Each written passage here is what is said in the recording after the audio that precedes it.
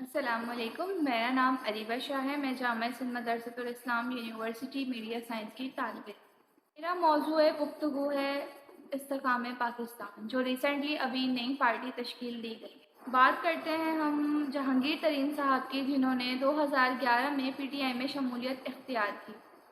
2011 के बाद से 2017 तक वो पार्टी के जनरल सेक्रेटरी के ओहदे पर फाइज रहे, जिसके बाद कुछ क्लैशेस की वजह से इमरान खान ने उनको पार्टी से निकाल दिया।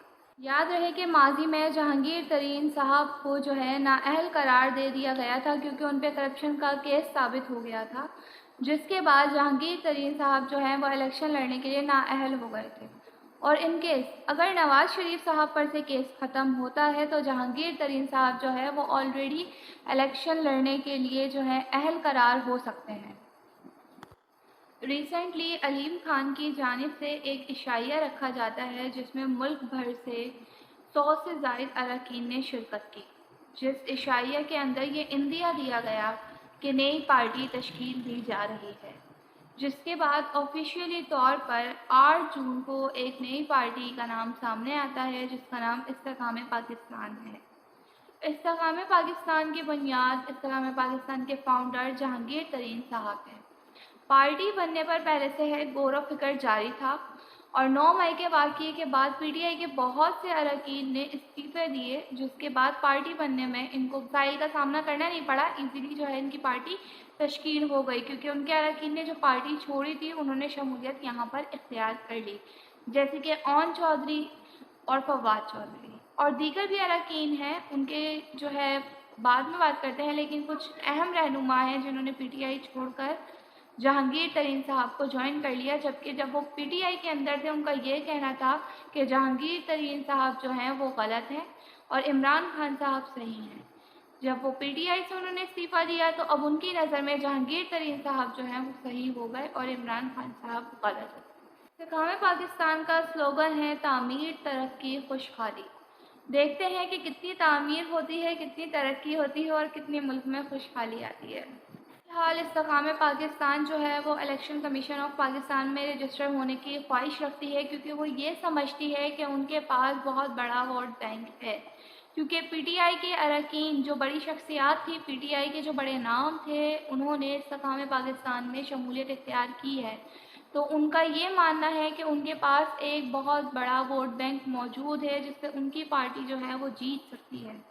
याद रहे कि माजी में एमकेएम के साथ भी इस तरह होता आया है, उनसे जो है वो मुख्तलिफ पार्टी निकली हैं, जैसे हमारे पास मुहाजिर कौमी मूवमेंट है, पीएसपी है और दीगर पार्टीज़ हैं।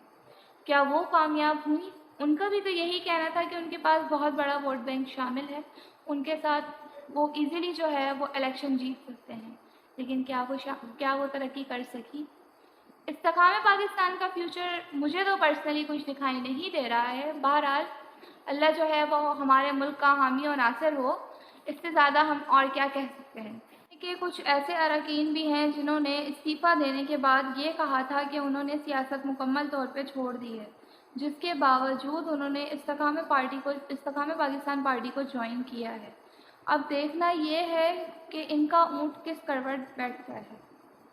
मौजूदा गवर्नमेंट जो पीएमएलएन की मौजूद है हमारे मुल्क के अंदर, उनका ये कहना है कि इस्तेकाम पाकिस्तान जो है वो अगर हमारे साथ चलना चाहती है तो हमें उस पर कोई एतराज़ नहीं है, हम इजीली उनके साथ चल सकते हैं। अगर इस्तेकाम पाकिस्तान पीएमएलएन को ज्वाइन करती है तो ये सबसे बड़ी उनकी नाकामी होगी, क्योंकि दोनों पार्टीज़ ही जो हैं इस्तेकाम पाकिस्तान पार्टी के अंदर जो अरकान मौजूद हैं उन पर पीएमएलएन माजी के अंदर बहुत से इल्ज़ामात लगाती आई है, और वो लोग पीएमएलएन पर बहुत से इल्ज़ामात लगाते आए हैं।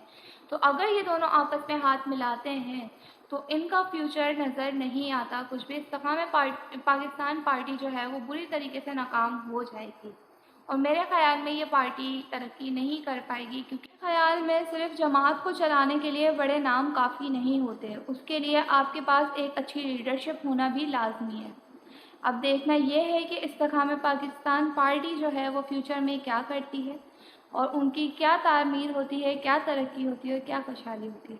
جبکہ استحکام پاکستان پارٹی کا یہ کہنا ہے کہ ہم نے ابھی تک فی الحال اس بات پر غور نہیں کیا کہ ہمیں حکومت کے ساتھ چلنا ہے یا نہیں چلنا ہے۔